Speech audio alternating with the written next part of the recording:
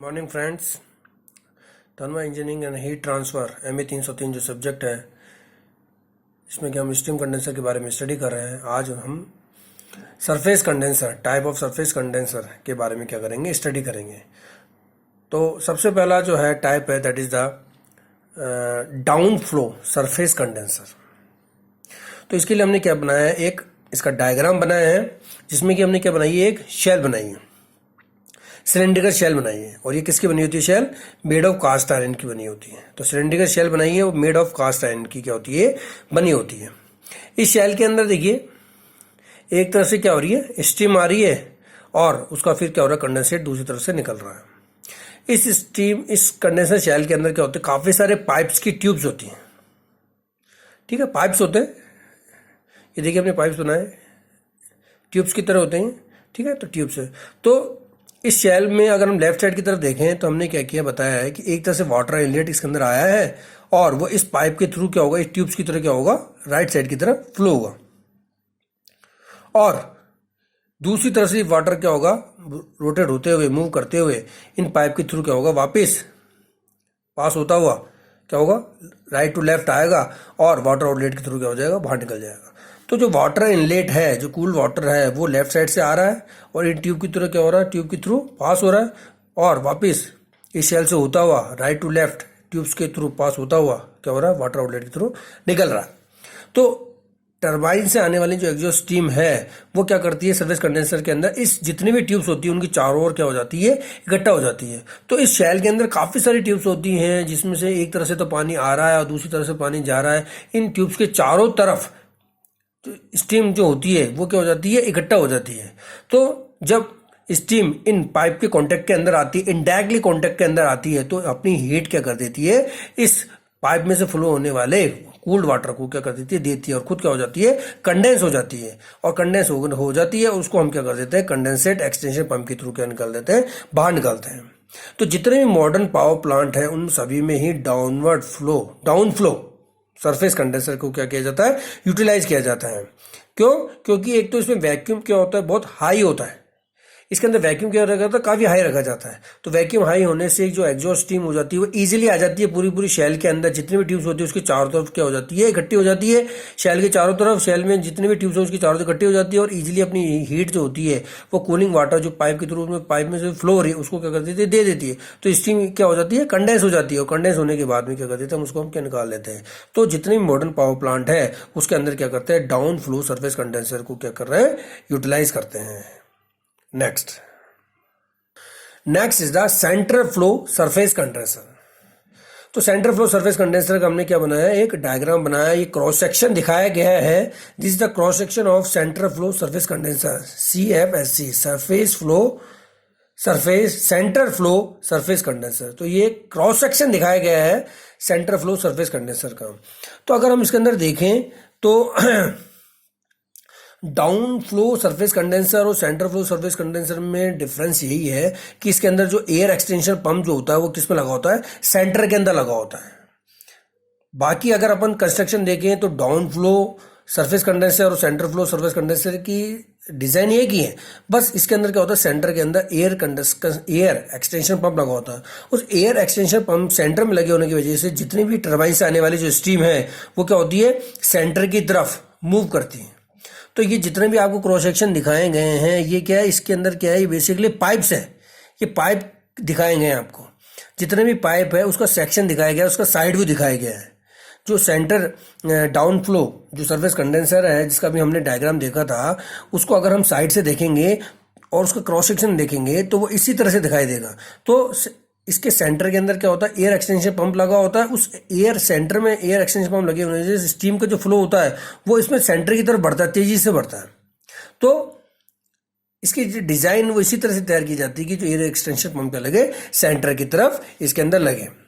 दूसरा अगर हम देखें तो ये एक तरह से उसका मॉडिफाइड शेल है। तो इसके अंदर क्या होता है, जब सेंटर की तरफ स्टीम का जो फ्लो होता है, और वो जब कॉन्टेक्ट के अंदर आती है, किसके, कूल्ड वाटर कॉन्टेक्ट के अंदर, जो कि पाइप्स के थ्रू फ्लो हो रहे हैं, तो अपनी हीट क्या कर देती है, सारी जो हीट है, स्टीम क्या कर देती है, कूल्ड वाटर को दे देती है, खुद कंडेंस हो जाती है, और कंडेंस होकर के वो क्या हो जाती है, डाउनवर्ड इकट्ठा हो जाती है, उसको कंडेंसेट एक्सटेंशन पंप से बाहर निकाल दिया जाता है।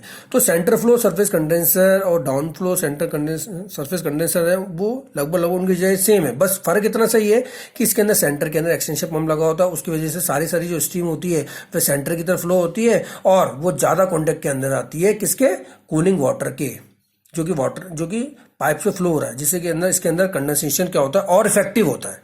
कंडेंसेशन इसके अंदर क्या हो जाता है और इफेक्टिव होता है और कंडेंसेट होकर के स्टीम जो वाटर है वो नीचे की तरफ आ जाता है कंडेंसेट, और उसको क्या कर लिया जाता है कंडेंसेट एक्शन पंप के थ्रू निकाल लिया जाता है।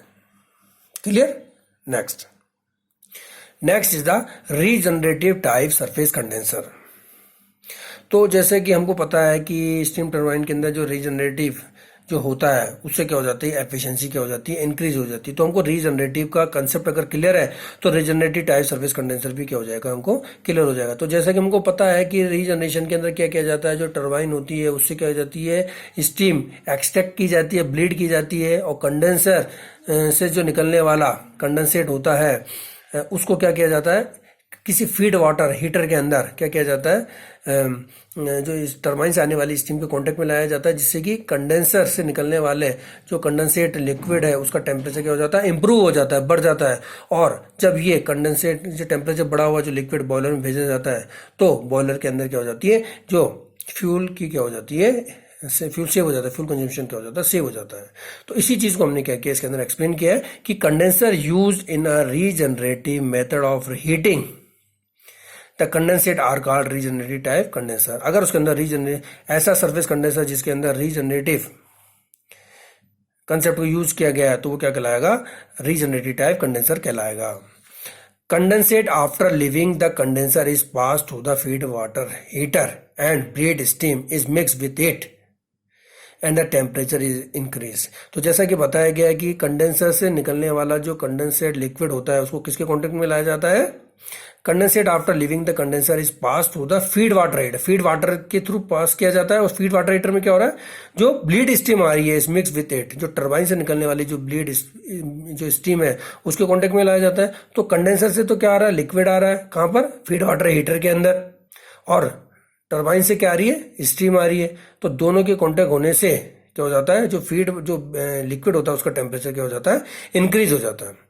और नेक्स्ट क्या, the condensate at high temperature can be reuse as feed water to the boiler. और ये जो कंडेंसेट होता है जिसका टेम्परेचर बढ़ चुका है उसको वापस बॉयलर में रीयूज किया जाता है। उससे क्या होगा, increase the efficiency of plant, उससे एफिशिएंसी क्या हो जाएगी, प्लांट की इंक्रीज हो जाएगी, and minimise the fuel consumption. क्योंकि जब बॉयलर में भेजने वाले वाटर का टेम्परेचर बढ़ चुका है तो उस वाटर को स्टीम में कन्वर्ट करने के लिए फ्यूल जो होगा वो कम यूज करना पड़ेगा, इसलिए इसकी फ्यूल इकोनॉमी क्या हो जाएगी, फ्यूल कंजम्पशन क्या हो जाएगा, सेव हो जाएगा, मिनिमाइज हो जाएगा, फ्यूल कंजम्पशन सेव मिनिमाइज हो जाएगा। तो उससे एफिशिएंसी ऑफ द प्लांट क्या हो जाएगी, इंक्रीज हो जाएगी। तो रीजनरेटिव टाइप सरफेस कंडेंसर के अंदर सिंपली कंडेंसर से निकलने वाले लिक्विड को फीड वाटर से पास किया जाता है और टरबाइन से आने वाली स्टीम जो है उससे उसका टेम्परेचर इंक्रीज किया जाता है और उसके अंदर बॉयलर के अंदर उसको भेजा जाता है, जिससे कि क्या हो जाता है, फ्यूल कंजम्पशन बच जाता है और एफिशिएंसी क्या हो जाती है, इंक्रीज हो जाती है। तो इस टाइप का अगर कंसेप्ट आप यूज कर रहे हैं तो that is a regenerative type surface condenser. Next, inverted type surface condenser. तो जो इन्वर्टेड टाइप सरफेस कंडेंसर है उसके मेन पॉइंट्स हम देख लेते हैं। तो इसमें स्टीम क्या करती है, enter at the bottom of the shell and flow upward. तो स्टीम इस इन्वर्टेड टाइप सरफेस कंडेंसर के अंदर क्या होती है, स्टीम तो नीचे से क्या हो जाती है, एंटर करती है, बॉटम से एंटर करती है और ऊपर की तरफ क्या करती है, फ्लो करती है। क्यों कि air extension pump is placed at the top के ऊपर क्या होता है, एयर एक्सटेंशन पंप लगा होता है। तो स्टीम तो बॉटम से आती है और ऊपर की तरफ फ्लो करती है due to the air extension pump. Next, condensate flow down and remove at the bottom where condensate pump is located. और ऊपर से क्या होता है, वाटर के पाइप्स लगे होते हैं, तो स्टीम ऊपर की तरफ जा रही है और पाइप के कॉन्टेक्ट के अंदर आएगी इनडायरेक्टली, तो क्या हो जाएगी, कंडेंस हो जाएगी स्टीम, और नीचे क्या हो जाएगा, कंडेंसेट इकट्ठा हो जाएगा। तो कंडेंसेट तो नीचे की तरफ फ्लो हो रहा है, स्टीम ऊपर की तरफ फ्लो हो रही है, और जो भी कंडेंसेट नीचे की तरफ इकट्ठा होता है उसको क्या कर लिया जाता है, कंडेंसेट एक्सटेंशन पंप से बाहर निकाल लिया जाता है। तो this is the simply inverted type surface condenser. तो इसके जो मेन पॉइंट्स है वो हमको पता होना चाहिए कि भाई स्टीम नीचे से आ रही है due to the air extension pump ऊपर की तरफ लगा है, और वाटर जो पाइप के थ्रू नीचे की तरफ फ्लो हो रहा है, दोनों कॉन्टेक्ट में आएंगे इनडायरेक्टली, और कंडेंस जो होगा लिक्विड वो नीचे इकट्ठा हो जाएगा और उसको एक्सटेंशन पंप से बाहर निकाल लिया जाएगा। Clear, okay. लास्ट जो सरफेस कंडेंसर है काफी इंपॉर्टेंट है, इवेपोरेटिव टाइप सरफेस कंडेंसर। तो ये जो इवेपोरेटिव टाइप सरफेस कंडेंसर होता है, ये इससे सिंपल, बहुत ही सिंपल तरीका का होता है, चीप होता है और does not require large quantity of cooling water. इसमें कोई large quantity of cooling water की आवश्यकता नहीं होती। तो इसको हम समझ लेते हैं। तो इसमें क्या होता है कि एक कूल वाटर मेरे पास में टैंक होता है, जिससे कि पंप के थ्रू वाटर, कूल वाटर को ले लिया जाता है और पाइप के थ्रू जाता है और एक हेडर में भेज दिया जाता है। तो सिंपली पंप के थ्रू क्या किया, कूल वाटर आया, उसको सक किया और वो पाइप के थ्रू कहाँ चला गया, हेडर में चला गया। हेडर पे क्या होती है, नोजल्स लगी होती है, जिससे कि वाटर जो होता है स्प्रे फॉर्म में नीचे की तरफ निकलेगा। अनोदर क्या होता है, एक अनोदर पाइप सीरीज होती है जिसमें कि स्टीम आती है। स्टीम किससे आ रही है, पाइप के थ्रू आ रही है इसके अंदर। और इन पाइप्स पे क्या लगा होता है, पाइप पे क्या लगा होता है, फिन लगी होती है। इन पाइप पे क्या लगी होती है, फिन्स लगी होती है। इन फिन्स लगे होने से क्या होता है, हीट ट्रांसफर एरिया क्या हो जाता है, बढ़ जाता है, जिससे कि हीट ट्रांसफर रेट क्या हो जाती है, बढ़ जाती है। ठीक है, तो सिंपली क्या होती है, एक स्टीम का पाइप्स है जिसमें कि स्टीम क्या हो रही है, फ्लो हो रही है, यहाँ से इनलेट से स्टीम आ रही है और यहाँ से स्टीम क्या हो रही है, आउटलेट में निकल रही है। और इस पाइप के ऊपर क्या लगा रखा है, फिन्स लगा रखी है। फिन्स लगाने से क्या हो गया, इसका सरफेस एरिया बढ़ गया। तो जब कूल वाटर इस पंप के थ्रू आया था और हेडर पे आया था और नोजल के थ्रू जब स्प्रे फॉर्म में नीचे गिर रहा है, तो क्या होगा, इन पाइप्स पे जब गिरेगा तो कूल वाटर क्या होगा, इस पाइप पे क्या होगा, जब गिरेगा तो फिन्स की वजह से ज़्यादा देर तक क्या होगा, वो अपना कूलिंग इफेक्ट शो कर पाएगा। तो जब वाटर इसके ऊपर स्प्रे होगा तो जो स्टीम इसमें से फ्लो हो रही है, उसके लिए जो हीट ट्रांसफर रेट जो होगी, उसके लिए सरफेस एरिया क्या हो गया, बढ़ गया। तो जब सरफेस एरिया बढ़ गया इस पाइप के लिए, तो हीट ट्रांसफर रेट क्या हो जाएगी, बढ़ जाएगी। हीट ट्रांसफर रेट बढ़ जाएगी तो जो स्टीम इसके अंदर फ्लो हो रही है पाइप के अंदर, वो क्या हो जाएगी, स्टीम कंडेंस हो जाएगी। स्टीम क्या हो जाएगी, कंडेंस हो जाएगी। स्टीम जो क्या हो जाएगी, कंडेंस हो जाएगी और कंडेंसर का पर्पस पे क्या हो जाएगा, सॉल्व हो जाएगा। तो इस पाइप के अंदर जो स्टीम पाइप, ये जो पाइप है जिसमें से कि स्टीम फ्लो हो रही है, इसके ऊपर क्या हो जाता है, फिन्स लगाने से इसका सरफेस एरिया क्या हो जाता है, बढ़ जाता है, जिससे कि हीट ट्रांसफर रेट बढ़ जाती है और स्टीम इजीली क्या हो जाती है, कंडेंस हो जाती है। दूसरा क्या हो जाता है, इस प्रोसेस को क्या होता है, अब देखिए क्या लिखा हमने, evaporation of cooling water occur during the process. तो जो वाटर इसके अंदर गिर रहा है वो भी क्या होता जाता है, साथ साथ इवेपोरेट होता जाता है। तो इसलिए इस प्रोसेस को क्या बोलते हैं, इवेपोरेटिंग टाइप कंडेंसर भी बोलते हैं। तो जो वाटर इसके अंदर गिर रहा है वो भी क्या होता जा रहा है, इवेपोरेट होता जा रहा है, बट कॉन्टेक्ट के अंदर नहीं आ रही क्योंकि स्टीम इस पाइप के थ्रू फ्लो हो रही है। बट इस प्रोसेस के अंदर क्या होता है, जो वाटर होता है वो इवेपोरेट होता रहता है, इवेपोरेशन ऑफ कूलिंग वाटर होता रहता है। तो इस वजह से इस प्रोसेस को क्या बोलते हैं, इवेपोरेटिंग कंडेंसर भी बोलते हैं। तो ज़्यादातर जो घरों के अंदर जो आउटडोर एयर कंडीशनर यूनिट लगी होती है, उसके अंदर क्या होता है, इवेपोरेटिव टाइप सरफेस कंडेंसर लगे होते हैं।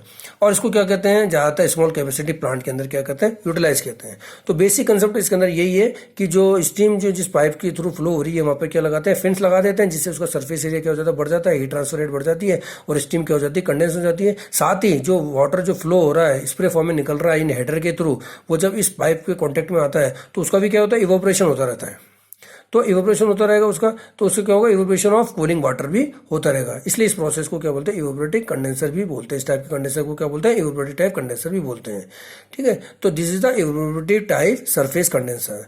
तो इस तरह से हमने डिफरेंट सरफेस कंडेंसर पढ़े, जिसमें डाउन फ्लो सरफेस कंडेंसर हमने पढ़ा, डाउन फ्लो सरफेस कंडेंसर पढ़ा। उसके बाद में हमने सेंटर फ्लो सरफेस कंडेंसर पढ़ा।